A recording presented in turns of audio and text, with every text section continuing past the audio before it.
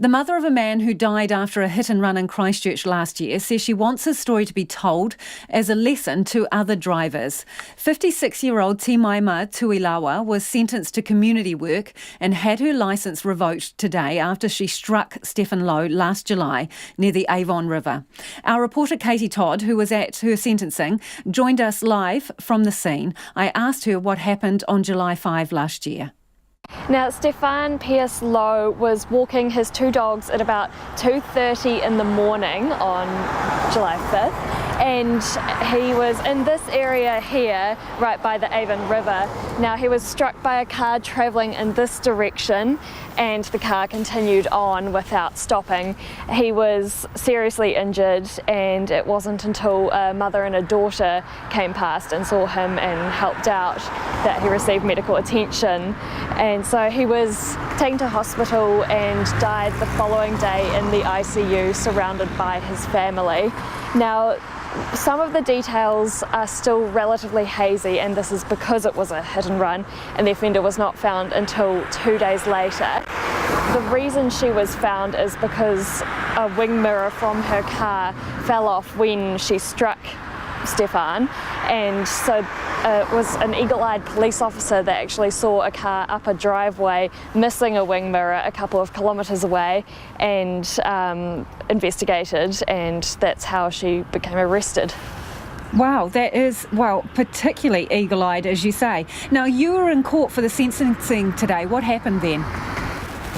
Yeah, so the important thing to note about the sentencing, and it's quite an interesting one, is that she wasn't being sentenced for causing Stefan's death, but in fact for not stopping her car to check whether he was okay. So that was a point that the judge made quite clearly today. We heard 4 victim impact statements from Stefan's family. They described him as a vibrant man who was full of compassion and kindness, and talked about how he was an organ donor, and after he died his organs were used to help 8 people, including saving the life of a baby girl.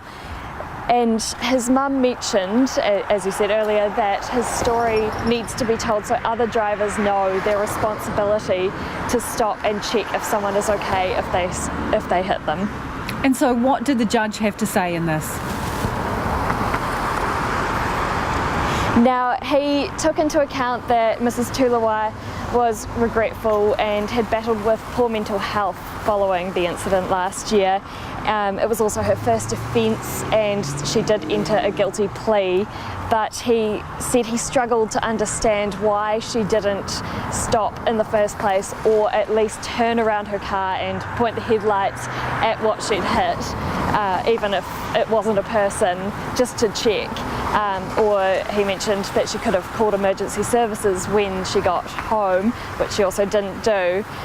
So he imposed a fine of $500 emotional harm reparation to pay to the family, and she will also be completing 170 hours of community service and has lost her licence for a year. Katie, did we hear anything from her through her lawyer or anyone as to why she didn't stop on that night? Now, we understand she thought she had hit a dog rather than a person. That has been her defence the way through.